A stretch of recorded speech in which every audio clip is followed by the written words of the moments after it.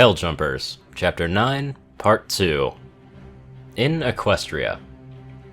Rainbow Dash was on her way to Canchalot. For over a week, she'd been trying to decide if she would take Princess Luna up on her offer to join the Lunar Guard. The majority of the week, she had spent visiting the girls instead of spending all day flying in an attempt to find the missing ponies. Starting with Fluttershy, she had helped her feed the animals and managed to get her into the spa with Rarity, without herself, that was.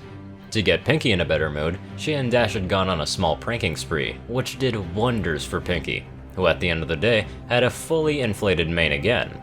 AJ had declined the offer for a competition of some sort, so Dash decided to help her with her chores, which inevitably turned into a competition Dash had proposed. All of which led to Dash's decision, the ability to search for Twilight and Scootaloo while simultaneously being able to spend time with the girls, and all that without giving up her chance to join the Wonderbolts. Getting close to Canchalot, Dash entered one of the flying lanes that would lead her close to the castle. At the closest point, she broke off from the lane and glided to the last part of the journey, to the castle. Coming to a stop at the main gate of the walled-off section leading to the castle, she spotted two day guards. No change of the guard yet. Must have flown a bit too fast if they haven't rotated yet. Rainbow surmised. Halt! Who goes there? One of the guards said. He probably knew already, seeing that she was one of the Elements of Harmony, but was just following protocol. Rainbow Dash, Element of Loyalty. I seek an audience with Princess Luna. Dash responded to the guard, and the guard nodded. Please step forward. The guard shot a spell at Dash that dissipated on contact. Sorry for that, ma'am. The castle security got tight after the changeling incident. Proceed to the main entrance of the castle. The guards there can help you further. Dash nodded and made her way to the main keep, where she got a direction to a surprisingly empty waiting room, considering that night court would be starting soon. Miss? An assistant asked, gaining Rainbow's attention. The princess is ready for you if you would follow me. Getting led into the throne room, she found Luna sitting on the throne, looking positively bored. Your Majesty, there's a citizen requesting an audience. Luna's head shot up, looking for who had come to her night court. Oh, Rainbow Dash, please come forward. I hope this is about my proposal? Yeah, princess. I've made my decision. Dash started. So, if what Rarity said is true, and I can get transferred to the Bolts after we find Twilight and Scootaloo, then I accept your offer. Luna shot up from her throne. Excellent! Azure Moon, Night Court is closed for today. Miss Dash and I have a lot to do tonight. Luna walked up to Rainbow and lit up her horn. So, are you familiar with long-range teleportation? I think Twilight once did— Rainbow got cut off as Luna's horn started shining brightly, and a moment later, she dropped onto a grassy field, suddenly very nauseous. This is as close as we can get to our destination, Luna stated. Miss, just call me Dash or Rainbow Princess.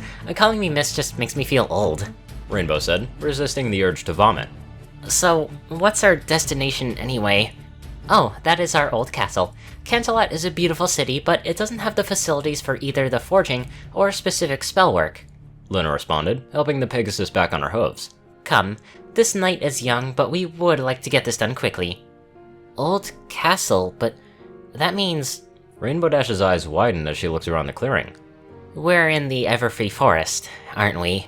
Yes, but do not despair. No foul creatures will attack us as long as we're with you, Luna said. Now, let us go. The rest of the journey will have to be by hoof. The princess led Rainbow through the forest for about 15 minutes. After that, the duo reached the familiar chasm where Dash had met the illusions of the Shadow Bolts, and flew over it, reaching the castle shortly after. Walking through the castle's main hall, Luna lit up her horn and a passage opened up on the lunar side of the hall to a room previously hidden. Whoa, this room is awesome, Dash said as she walked into a circular room with a glass dome giving a good view of the night sky. The floor had large arcane circles on them, and the walls had murals of warriors of old drawn on them. 'Tis the room where every other Guardian of Dreams has given their oath, Luna said while taking in the room, not having been there for a long time. It has been over a millennium that this room has been used.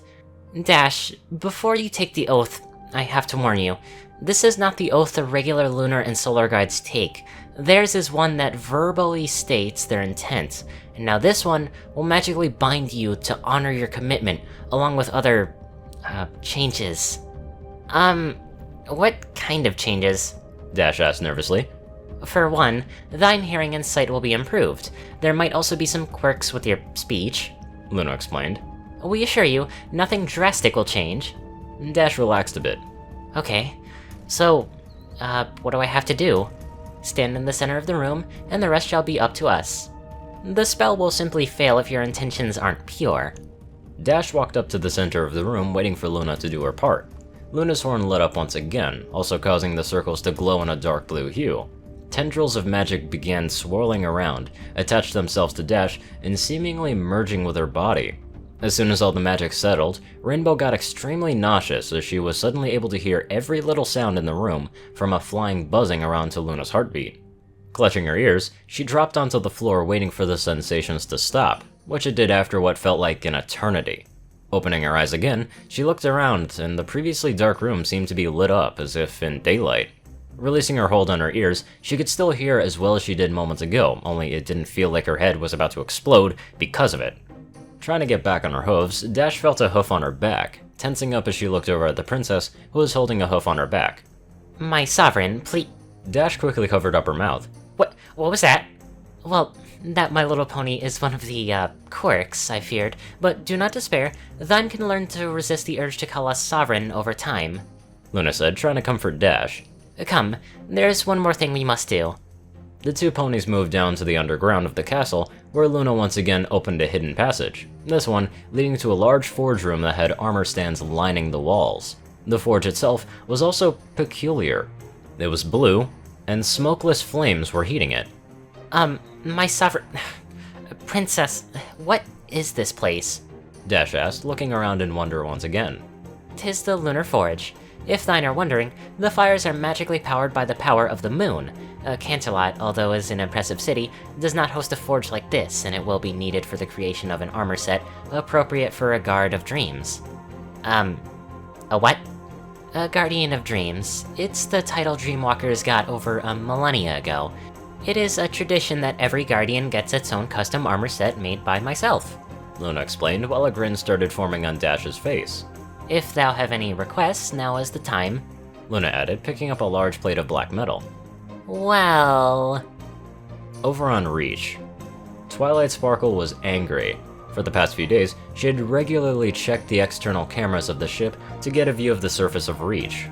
The glances revealed that large portions of burned land were controlled by Covenant.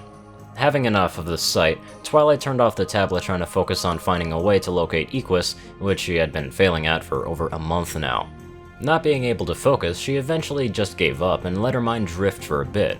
Scootaloo had been having nightmares, but she had been trying to keep them a secret. Not that it was hard to figure out with what the way she had been moving around in her bunk was.